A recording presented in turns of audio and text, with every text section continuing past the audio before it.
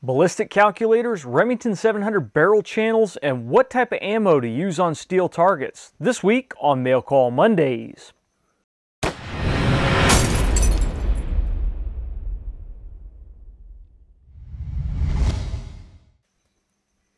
Mail Call Mondays is sponsored by Modular Driven Technologies. If you need a chassis system for your precision rifle, check out mdttac.com.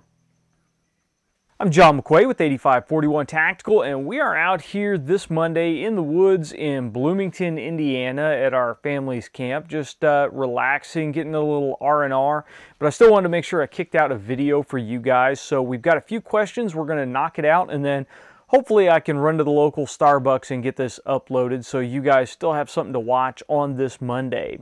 So our first question this Monday comes from JR, and JR asks, what kind of ballistic calculator do you use? I recently purchased a Kestrel 5700 Elite with applied ballistics, and I'm wondering if you have any experience with the Litz custom curves. And if so, have you had any problem with them not matching up? Well, JR, I actually use the 5700. That's my primary ballistic calculator. It's pretty much what I use above all else. And when I'm setting up a gun in the gun management software on the calculator, I will generally use the Litz custom drag curve if it is available. I tend to find that that is generally the more accurate of the curves. But really where the drastic difference between the Litz curves and the other curves seem to show up is after that transonic range. When that bullet starts dropping subsonic and goes into the slower bands of its flight, that's where those curves tend to diverge a little bit more. So when you are running supersonic, you'll find that they'll match up pretty closely for a lot of the bullets out there, at least a lot of the ones that I have tried. But when they drop transonic, that's when they'll start to diverge. So I find that I'll go with the Litz kind of as a safety, but the standard G7s will also work very well as long as you're staying in that supersonic flight path. Our next question comes from Patrick, and Patrick asks, what are the possible reasons that a Remington 700 barrel wouldn't be centered in the barrel channel? Problems it may cause and fixes.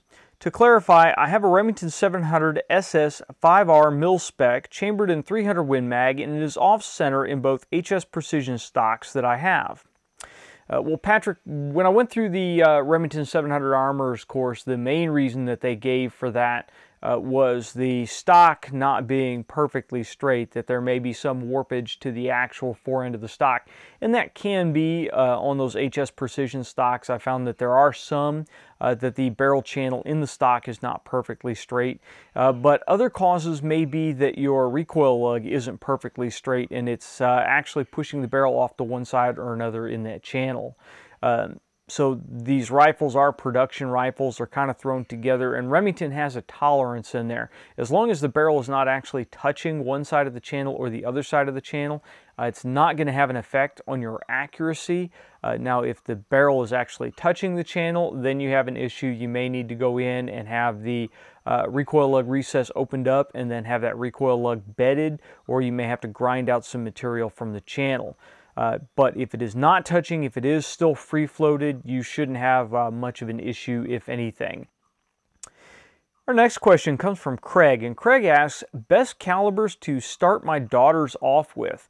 Thinking of having her shoot my 308 to see if she can handle it a bit, wondering if a different caliber would be a better option. Well, Craig, I know later on in the comments some other posters asked different questions on there, and it seems like the two daughters are, I believe it was 13 and 9 that you said later on in your comments. I don't know that I would start a 13-year-old girl out on a 308. I know you said they shoot 22s now, but I think jumping from a 22 to the recoil of a 308, even if it's a nice braked 308, may be a little bit too much. And although they may grunt it out and they may humor you in shooting it, there's a good chance that they won't actually enjoy shooting it. I would instead look at something that has a little bit lighter recoil, maybe start them out on a 223 bolt gun.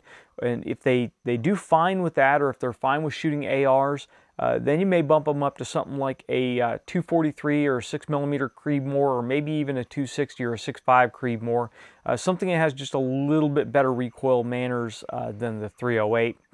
Now, if it's a money issue, if you really don't have the cash to do it, then maybe just look at downloading that 308 a bit, loading some lightweight bullets, some 110 grain bullets, with some lighter powder charges, so you have a little bit lighter recoiling system, and see how they do on that, and then gradually move it up to you get them into that recoil with the shock of going from a 22 to a larger bore center fire. So just some recommendations. The last thing that you want to do is put them on something that is recoiling a little bit too hard for them and put them off of shooting altogether. So make sure you are really careful when you make those upgrades and you move them up to those heavier rifles. And our last question comes from Jesse, and Jesse asks, what type of ammo is needed to shoot steel? Brands, please. How close can you be? Well, Jesse, for the type of steel shooting that we generally do with centerfire rifles, you're not so much worried about the brands of ammo or the types of ammo or types of bullets as you are the quality of the steel that you're shooting. With AR-500 steel, most target manufacturers do not recommend that you shoot it any closer than 100 yards. And if you're shooting it 100 yards, then most non-armor piercing ammunition is suitable for shooting on those targets. So almost anything that we would use for match ammunition will work fine on an AR-500 steel target at 100 yards and further out. Now, when you move those targets in closer than 100 yards, that's when you're going to start to have problems. You're going to start to possibly get splash back on you, and you're going to start to see more cratering, more dimpling in the actual target itself. Now, velocity is the enemy of steel, so it's not necessarily a big heavy bullet, it's a really, really fast bullet. So you will notice on steel targets that if you shoot them a lot with 308s, even if you're shooting a 208 AMAX, or even if you're shooting a 300 Win Mag with a big heavy bullet, you're not going to really damage the steel. But if you drop down and you start shooting 55 grain 223s on that same steel, you're going to start noticing dimples on the strike face of the steel. It's just that really high velocity bullet impacting the steel, causing very minor damage to it. Now, I have shot steel at really close range with 5.56 before with standard 55 grain bullets, not the 62 grain armor piercing. If you shoot M855, which is the tungsten steel penetrator in a 62 grain bullet, that can cause some serious damage to steel, and if you shoot it up close, you can end up with those penetrators stuck in you. So that's a really bad idea. But 55 grain you can shoot relatively close, but you're really taking a risk, and if something happens, it's going to be on you, because again, those target manufacturers recommend 100 yards and further out.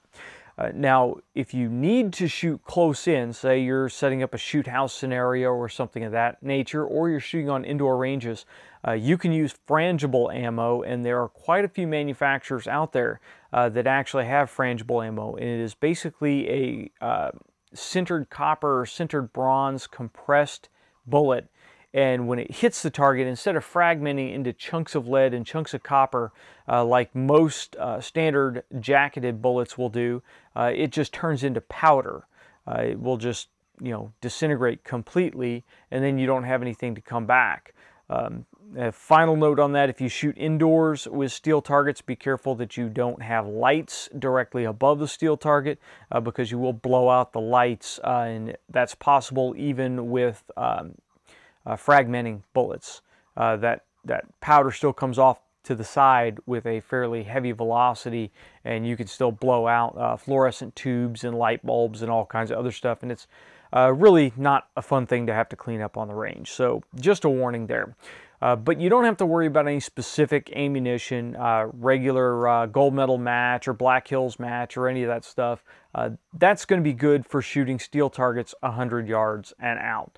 Stick with AR-500 steel targets. You'll have targets that will last a good while, and if you want them to last even longer, make sure it's a target that you can turn that strike face so that you can shoot up the front side of the target, and when it starts to take a curve to it, after several years of shooting, flip it on the back side and shoot it on the back side, so it'll straighten that curve out, and those plates will last for a very long time. Well, that's it for the questions that we have for this Mail Call Mondays. Again, I'm trying to keep this a little short, but I still wanted to give you guys a show. Hopefully we'll be able to get this wrapped up, edited, and out so that you have something to watch this evening. If you guys have any questions or comments over anything that we've covered, please leave them in the comments section below or send them to us on Facebook or Twitter. If you're listening to us on your favorite podcast app, you can send questions to us at 8541tactical@gmail.com. If you've liked the video, please make sure you like, share, and subscribe. And until next time, get out and shoot.